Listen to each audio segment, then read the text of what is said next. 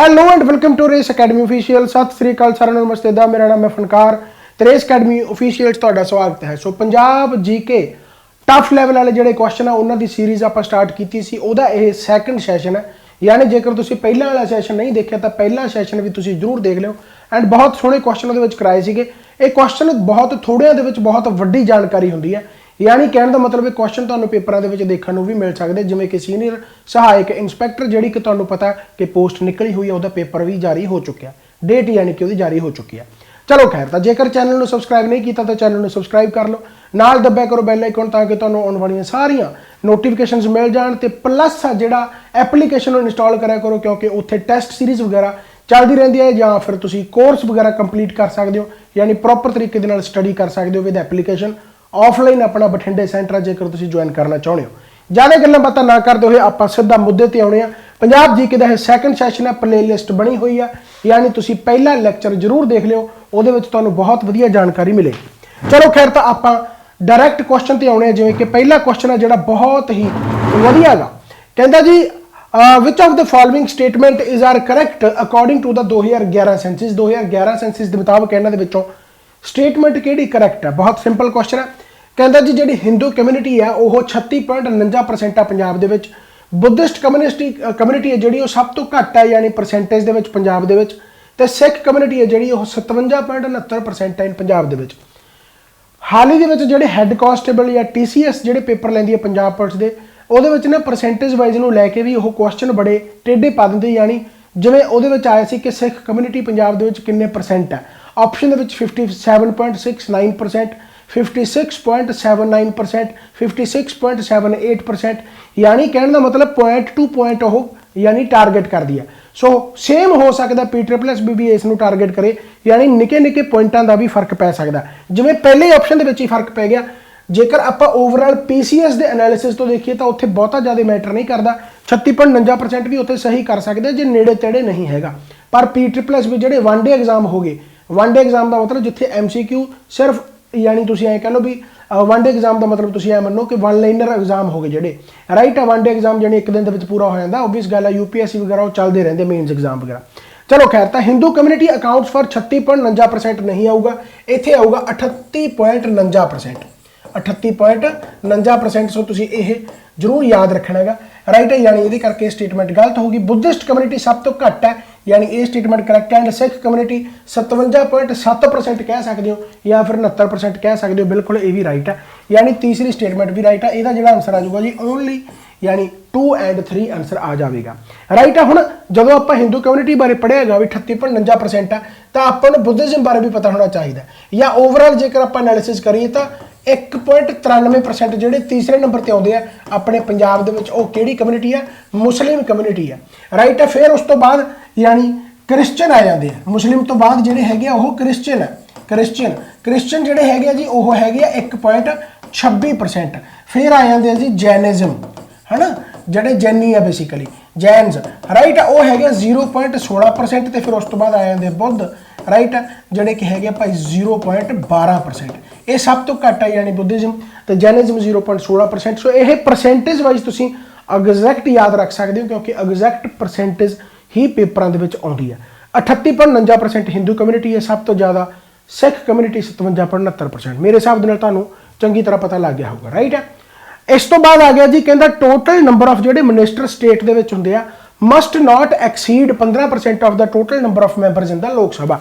पंजाबी दे विच पढ़दे कहंदे राज विच मंत्रियों की जिहड़ी गिनती होंदी है लोक सभा विच मैंबरां की गिनती की कुल संख्या की 15% तो वध नहीं होनी चाहिए। इत्थे चलो थोड़ा जिहा आपां अगली स्टेटमेंट पढ़दे पहला। पंजाब दे विच कहंदा मैक्सिमम नंबर ऑफ जिहड़े मिनिस्टर 19 हो सकते हैं।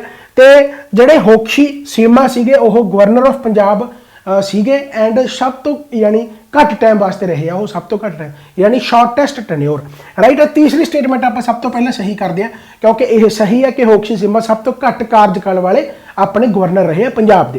ਹੁਣ ਆਪਾਂ ਮੰਤਰੀਆਂ ਦੀ ਗੱਲ ਕਰੀਏ ਤਾਂ ਮੰਤਰੀਆਂ ਦੀ ਜਿਹੜੀ ਗਿਣਤੀ ਬੇਸਿਕਲੀ ਹੋਣੀ ਚਾਹੀਦੀ ਆ ਉਹ 15% ਤੋਂ ਵੱਧ ਨਹੀਂ ਹੋਣੀ ਚਾਹੀਦੀ, ਪਰ ਜਿਹੜੀ ਲੋਕ ਸਭਾ ਦੀ ਸੀਟਾਂ ਉਹ ਲੋਕ ਸਭਾ ਦੀ ਸੀਟਾਂ ਸਟੇਟ ਦੀ ਗੱਲ ਹੋ ਰਹੀ ਹੈ, ਯਾਨੀ ਲੈਜਿਸਲੇਟਿਵ ਅਸੈਂਬਲੀ ਇਨ ਦਾ ਸਟੇਟ। ਜਿਵੇਂ ਆਪਣੇ ਕਿੰਨੀ ਆ ਪਹਿਲਾਂ 117 ਦਾ 15% ਕਰੋਗੇ ਤਾਂ 17.5 ਸਮਥਿੰਗ ਆਊਗਾ, ਯਾਨੀ ਕਹਿਣ ਦਾ ਮਤਲਬ 18 ਸੀਟਾਂ ਬਣਦੀਆਂ ਆਪਣੀਆਂ। ਸੋ ਦੂਸਰੀ ਸਟੇਟਮੈਂਟ ਗਲਤ ਹੋ ਗਈ, ਯਾਨੀ maximum number of minister can be 18। ਆਪਣੇ ਪੰਜਾਬ ਦੇ ਸੰਦਰਭ ਦੀ ਗੱਲ ਹੋ ਰਹੀ ਹੈ ਇਨ ਪੰਜਾਬ।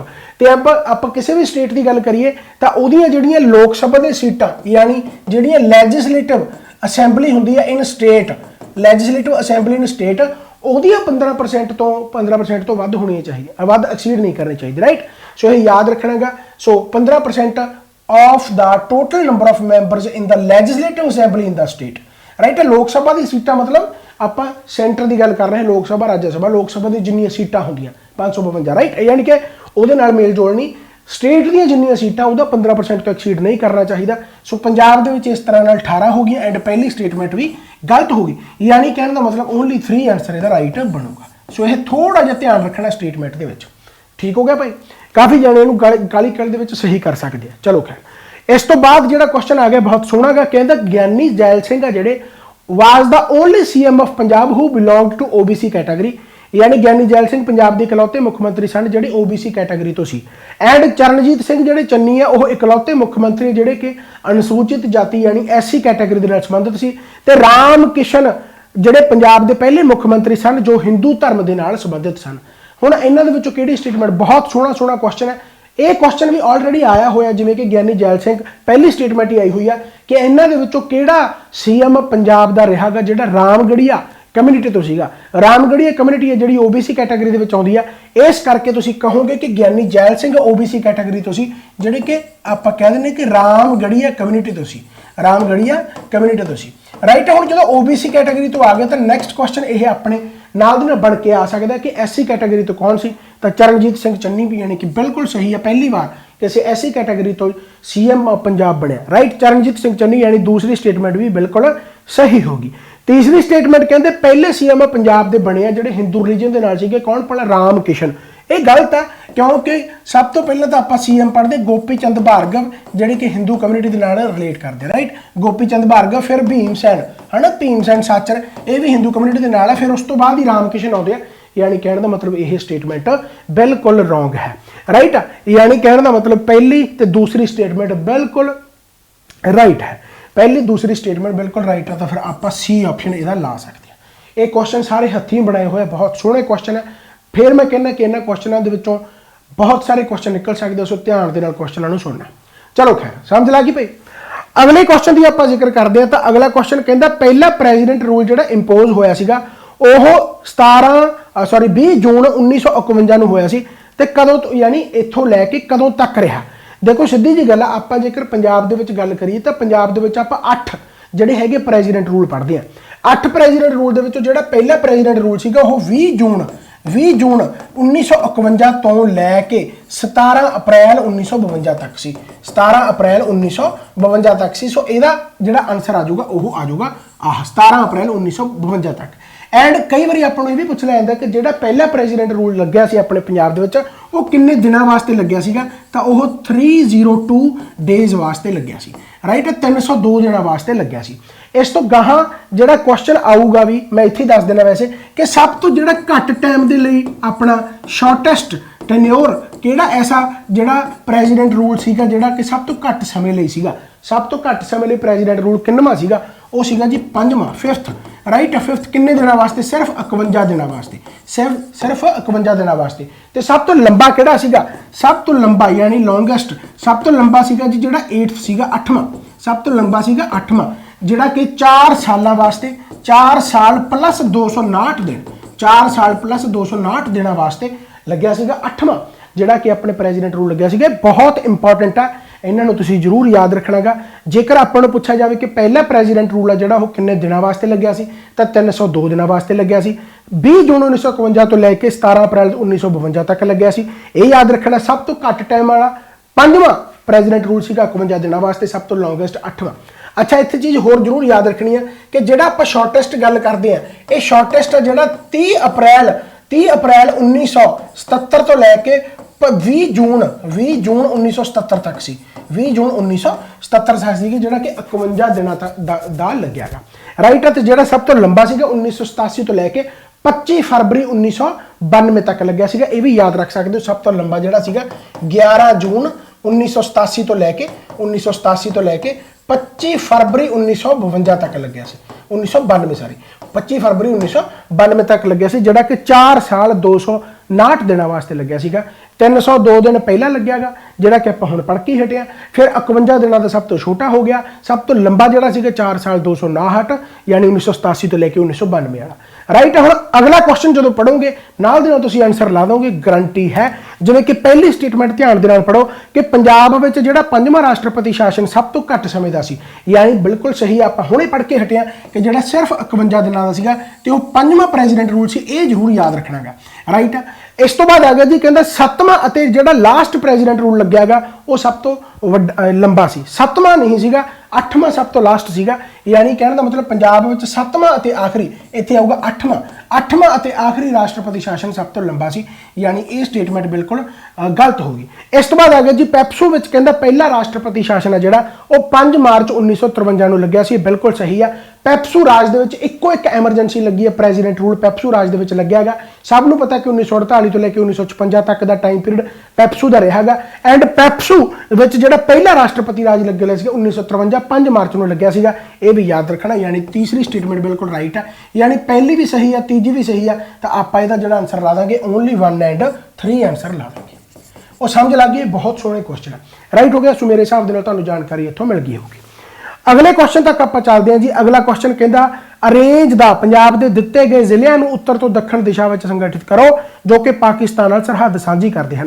देखो पाकिस्तान नाल जिहड़े सरहद साझी करते अपने पंजाब के डिस्ट्रिक्ट वो किन्ने आ। पहली गल तो गिणती के आपां नूं पता होना चाहिए वो 6 डिस्ट्रिक्ट है। यह क्वेश्चन बहुत बार पेपरों के आया होया।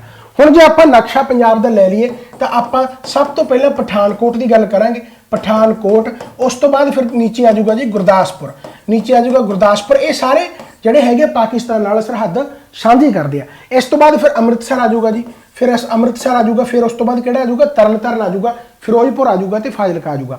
यानी 2 ये हो गए अमृतसर, फिर उस तो बाद तरनतारन, फिर फिरोजपुर तो फिर फाजिलका। ये 6 के 6 डिस्ट्रिक्ट तुसीं याद रखने। यानी इत्थे आ जाऊगा पठानकोट, गुरदासपुर, तरनतारन उपर नहीं हो सकता, तरनतारन अमृतसर फाजिलका नहीं उपर हो सकता, अमृतसर तरनतारन फिरोजपुर फाजिलका आ बिल्कुल राइट पे।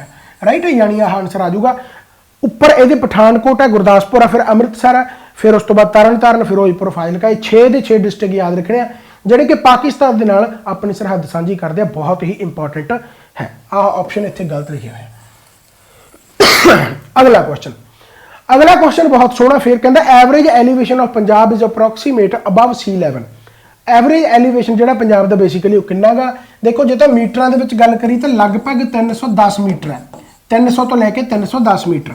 राइट है। तो जो आप फीट की गल करेंगे तो 980 फीट आऊगा। इतने स्पैलिंग गलत लिखा फीट के, सो स्पैलिंग सही कर लो। फीट 980। राइट है। सो ये काफ़ी इंपॉर्टेंट है। इस तो बाद आ गया जी थोड़ा अगला क्वेश्चन कहता कंडी जिहड़ा रीजन है 2.6% of the total area of the state cover करदा गा। कंडी जिहड़ा आनंदपुर साहब दे विच आ उसनूं चांगर यानी कहा जाता गा। एंशिएंट नेम ऑफ जेलम है जिहड़ा उहदा नेम हैगा जी विपाशा। सो इहदा की आंसर आऊगा। बहुत सोहना भाई। देखो कंडी रीजन कवर्स 2.6% नहीं आऊगा। देखो सब तो पहले जेकर आप गल करिए तो आप शिवालिक एरिए दे नाल पूरा शिवालिक पहाड़ी दे नाल घिरे होए अपने नॉर्थ साइड तो Pathankot Gurdaspur side Hoshiarpur side. Right है। सो जिहड़ा शिवालिक हिल पहाड़े अपने इन्ने ज़्यादा तो है नहीं गे। सो 2.6% जिहड़ा शिवालिक एरिया कवर करदा गा। उस तो बाद फिर आप कंडी एरिया की गल करते। कंडी जिहड़ा पहाड़ तो थले आ जाता गा। कंडी एरिया जिहड़ा हैगा भाई वह आप गलबात करिए तो लगभग 8.5% है जिहड़ा अपना एरिया वो पूरे पंजाब का कवर करदा गा। तो सब तो ज़्यादा जिहड़ा 70% है वो प्लेन रीजन है जिन्होंने आप अलूवियल प्लेन कह दें। अलूवियल प्लेन्स है जिहड़े लगभग 70% अपना कवर करते हैं। यानी इत्थे पहली स्टेटमेंट कंडी रीजन कवर्स नीयरली 2.6 नहीं आऊगा, 8.5 आऊगा। तो जां फिर जी 2.6 नूं सही करना तो फिर कंडी रीजन नहीं इत्थे शिवालिक रीजन आऊगा। राइट है। यानी पहली स्टेटमेंट गलत होगी। कंडी आनंदपुर साहिब साइड आपां उहनूं चांगर कहने बिल्कुल सही है। जेलम दा एंशिएंट नेम ऑफ विपाशा नहीं सीगा। विपास जिहड़ा सीगा वो किहदा सीगा ब्यास दा सीगा। एंड जेलम दी जेकर आपां गल करिए तो वितस्ता सी है ना, वितस्ता। सो ये याद रखना गा। ये सारे दे एंशिएंट नेम याद रखो, चाहे रावी है, चाहे चनाब है, चाहे झेलम है, चाहे सरस्वती है, चाहे कोई भी है, यानी कि कहने का मतलब सारे तुसीं याद रखने। राइट हो गया। इस तो बाद आप अगले क्वेश्चन की गल करिए तो which of the following streams is considered sacred due to its association with Guru Nanak Dev ji, यानी इन्हां विचों किहड़ी धारा गुरु नानक देव जी दे नाल जुड़े होण करके पवित्र मन्नी जाती है। सब नूं पता कि आपां काली बेई कहने, काली बेई रिवर है जिहड़ी जिथे ऑबवियस गल गुरु नानक देव जी नूं इनलाइटलमेंट हुई सी, ज्ञान की प्राप्ति हुई सी। पर इत्थे ऑप्शनां दे विच आ गया वैस्ट बे है ना, ईस्ट ते बुढ़ा नाला तो चलो नहीं हैगा, बोथ ए एंड बी हो सकता कि नहीं हो सकता, तो यदा जो आंसर आ जाऊगा जी वो वैस्ट बे आऊगा है ना। वैस्ट बे ही है जी कि ब्लैक बे यानी कि काली बे है। राइट, सो यह याद रखना कि काफ़ी इंपॉर्टेंट है भाई। सो यह किहड़े दसूहा तो स्टार्ट होंदी है बेसिकली, यह डिस्ट्रिक्ट किहड़ा है हुशियारपुर। सो ये भी याद रख लियो, दसूहा पिंड तो स्टार्ट हुशियारपुर डिस्ट्रिक्ट के विच यह कवर करती है। उसका हुशियारपुर तो उस तो बाद कपूरथला जिहड़ा डिस्ट्रिक्ट बॉर्डर लगता। राइट, सो याद रखना है गुरु नानक देव जी दे नाल यह रिलेटेड है। एंड कई बार आपां नूं दुआब पुछ लिया जांदा भी किहड़े दुआब दे विच यह हैगी, यह बेस्ट दुआब दे विच है। बेस्ट दुआब दे विच है काली बेई है जिहड़ी तुसीं देखोगे कि जिहड़ा उहदा फ्लो है वह पैरेलल टू ब्यास है। यह भी पूछ लिया जा सकता है कि जिहड़ी काली बेई है वैस्ट बेई है, इहदा जिहड़ा फ्लो है वह पैरेलल टू किहड़ी रिवर दे पैरेलल है, वह ब्यास रिवर दे पैरेलल है। राइट, सो काफ़ी इंपॉर्टेंट है। बेस्ट दुआब दे अंडर आउंदी है काली बेई, गुरु नानक देव जी नाल रिलेटेड है, हुशियारपुर डिस्ट्रिक्ट दसूहा पिंड तो स्टार्ट होती है। अगला क्वेश्चन जिहड़ा आ गया जी, कहता त्रिबंब किहदे नाल, त्रिबंब का मतलब की है, त्रिबंब है की। देखो सीधी जी गल है, जिथे 3 रिवर मिलदियां उसनूं आपां त्रिबंब कहने। जिथे रावी ब्यास सतलुज, तुसीं गुरदास मान का गाना सुनिया होगा, रावी तो चनाब पुछदा की हाल है सतलुज दा, यानी रावी ते चनाब एक पासे है ना, तो फिर वो सतलुज का हाल पुछदा जिहड़ी कि परले पासे रह गई। यानी कहने का मतलब रावी चनाब ते झेलम, रावी चनाब ते झेलम, रावी है राइट है, चनाब है, तो इन्हां दा जिहड़ा सुमेल है रावी चनाब झेलम का उन्होंने आप त्रिबंब कह दें। एंड ये तिन्ने जदों जाके सतलुज ते ब्यास नूं मिलदियां है ना, जिथे मिलदियां बेसिकली उसनूं आपां की कहने आ पंज नद, यानी 5 नदियां मिल गई, 5 नद। सो ये याद रखना गा, काफ़ी इंपॉर्टेंट है। रावी चनाब झेलम सतलुज ब्यास बहुत बहुत बहुत इंपॉर्टेंट है। अगला जिहड़ा आ गया जी बहुत सोहना, कहता थीन डैम आ जिहड़ा उहनूं आपां रणजीत सागर डैम भी कहने आ। शाहपुर कंडी प्रोजैक्ट आ जिहड़ा कहता ब्यास रिवर ते स्थित है। हैडवर्कस जिहड़ा कि अपर बाहरी दुआब कैनाल सिस्टम का हैडवर्कस है वो माधोपुर विखे स्थित है। देखो रणजीत सागर डैम तो जो क्वेश्चन पूछे जाएंगे तो रिवर के नाल जरूर रिलेटेड है, तो रणजीत सागर डैम आर तो ते फिर रावी रिवर के कंढे है। राइट है, रावी रिवर के कंढे है। एंड इत्थे ही शाहपुर कंडी डैम प्रोजैक्ट है। यानी कहने का मतलब पहला ऑप्शन कि थीन डैम कहा जाता, रणजीत सागर डैम में बिल्कुल सही है। रणजीत सागर डैम रावी रिवर ते रावी रिवर ते शाहपुर कंडी प्रोजैक्ट है, यानी ब्यास रिवर भी गलत हो जाएगा। दूसरी स्टेटमेंट गलत है। तीसरी स्टेटमेंट कहता अपर बाहरी दुआब का जिहड़ा हैडवर्क है वो माधोपुर, यानी उही एरिया हो गया। यानी पहली ते तीसरी स्टेटमेंट बिल्कुल सही है, यानी यदा आंसर आ जाऊगा जी only 1 and 3। Right, so Thein dam कहा जाता रणजीत सागर डैम नूं, रावी रिवर है एंड शाहपुर कंडी प्रोजैक्ट हो गया, तो हैडवर्क है जो माधोपुर विखे। राइट, सो याद रखना भाई।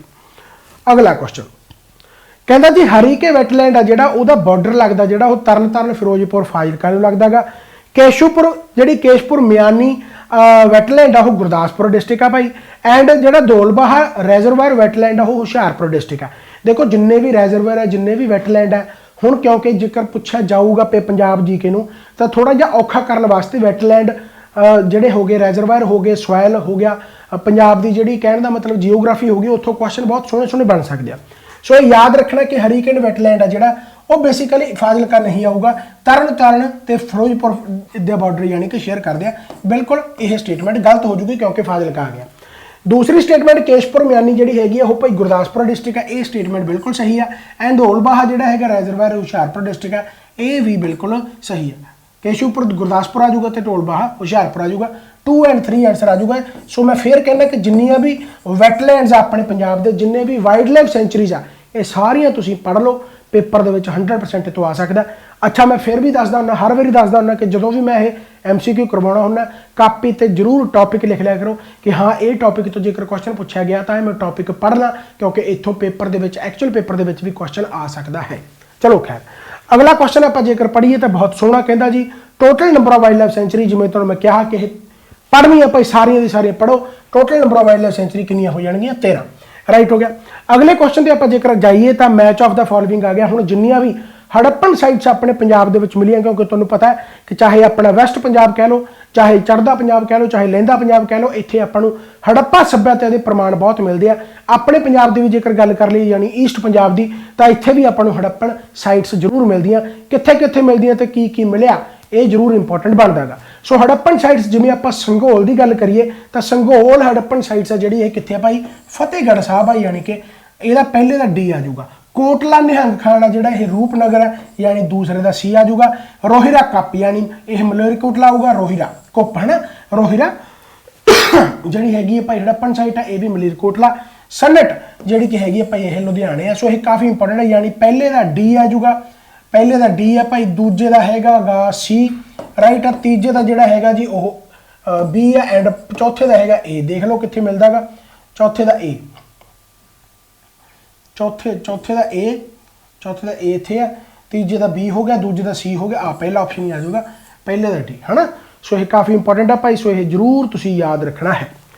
अगले क्वेश्चन वाल वधिए तो बहुत सोहना क्वेश्चन अगला भी कहता जी, पंजाब के किस दरिया के किनारे प्राचीन यूनानी बस्ती बुकी वाफ नहीं हैगा ये है ना, यदा मैं लिख के दस देना भाई, यदा नाम हैगा जी बुकी फाला, बुकी फाल, ब्यूकी फाल है, ਜਾਂ फिर ਆਪਾਂ ਨਾਲ ਇਹਦੇ ਇੱਕ ਨਕਈਆ भी पढ़ते हैं, नकईया। ਹੁਣ है कि पहले तो ਇਹਨੂੰ जानने की कोशिश करते ਆਪਾਂ। ਤਾਂ ਇਹਨੇ आंसर पूछा गया भी पंजाब की ਜਿਹੜੀ एंशेंट ग्रीक सैटलमेंट है ब्यूकी फाला या नकईया भी आ सकता गा, यह कित्थे किहड़ी रिवर ते सिचुएटेड है, जेलम आऊगा भाई। देखो बहुत सिंपल जी गल है, तुहानूं याद होगा कि अलैगजेंडर ते पोरस की लड़ाई हुई सी, अलैगजेंडर जेलम तक आ गया सीगा, पोरस ने है ना, उदों पोरस नूं हराया भी, चलो खैर। तो बेसिकली जो अलैगजेंडर जित के चला गया सी तो जाता जाता दो सिटियां यानी शहर वसा गया सी, एक तो ब्यूकी फाला सी एंड नकईया सी जेलम के कंढे राइट। सो याद रख लो काफ़ी इंपॉर्टेंट है, ब्यूकी फाला भी आ सकता है, नकईया भी आ सकता है, जेलम के कंढे दो सिटी यानी ग्रीक सैटलमेंट वसा के गया गा। सो याद रखना यदा आंसर जो आ जाऊगा जी वह जेलम आ जाएगा। वो समझ लग गई भाई। अगला क्वेश्चन जोड़ा है भाई, अगला क्वेश्चन जोड़ा है वह तुसी आंसर कमेंट बॉक्स के दसना गा कि मसंद सिस्टम है जी गुरु अमरदास जी द्वारा स्टार्ट होया, लामा वाज कंपोज्ड बाय गुरु रामदास जी। ये मैं क्वेश्चन तुहाडे ते तां छड्डिया क्योंकि जे ये क्वेश्चन भी नहीं आता तो फिर तो भाई बस ऐ कह लो भी ठीक है, बस तैयारी करो फेल होने की राइट। पर जो तैयारी करनी है पास होने की तो यहो ਜਿਹੇ क्वेश्चन आना चाहिए, नहीं आता कोई चक्कर नहीं, पर प्लीज़ किताबों पढ़िया करो। मैं हमेशा कहना ਜਿਹੜੀਆਂ मैं किताबां दसिया हुई चाहे +2 की बुक है, चाहे 6वीं तो लैके 10वीं तक दी बुक, चाहे बाकी किताबां वो सारियां पढ़िया करो। मैं बहुत बार बोलदा कि जेकर तुसीं कमेंट जेकर तुसीं किताबां नहीं पढ़ोगे तो कमेंट करन जोगे तुसीं नहीं होगे, यानी थोड़ा आंसर होना चाहिए। पर इस तो पहले वाले भी आंसर होने चाहिए सी। सारे क्वेश्चन जोड़े है इस तो पहले वाले तुसीं देखे वो बहुत सोहने क्वेश्चन इस करके ही बनाए गए ताकि तुहाडा दिमाग घूमे राइट है। चलो खैर तो मैं छोटे छोटे सैशन हर रोज़ लैंदा रहना गा, इस तरीके दे नाल पंजाब जीके के सैशन मैं होर भी लैंदा रहूँगा। एंड तुहानूं पता कि सीनियर असिस्टेंट वास्ते मैं 40 डेज़ का टारगेट सैट किया, जिहदी मैं वीडियो कल पाई सी, जिन्हें वीडियो वो नहीं देखी तो जरूर देख लो, मैं कमेंट बॉक्स के पिन भी कर दूंगा, वो वीडियो जरूर देख लो। 40 डेज़ टारगेट जिहदे आप हर दिन कुछ ना कुछ नवा पढ़ांगे एंड वो रिवीजन करांगे। हिस्टरी हो गया, पॉलिटी हो गया, जियोग्राफी हो गया, यानी पूरे दी पूरे जीके जिहड़ी हैगी आ वो मैं करवाऊँगा। एंड इस चैनल को फॉलो करो तो वध तो वध शेयर भी करा करो, होरां नूं भी पता लगे कि वधिया तरीके दे नाल पढ़ाई किवें कीती जाती है। Thank you so much, bye bye, take care. आपां होर नवीं वीडियोज़ नाल इसे तरीके नाल मिलदे रहांगे। Bye bye, take care, Baba Nanak मेहर करे, चढ़दी कला च रहो, इस तरीके नाल पढ़दे रहो। Thank you so much, bye bye, take care.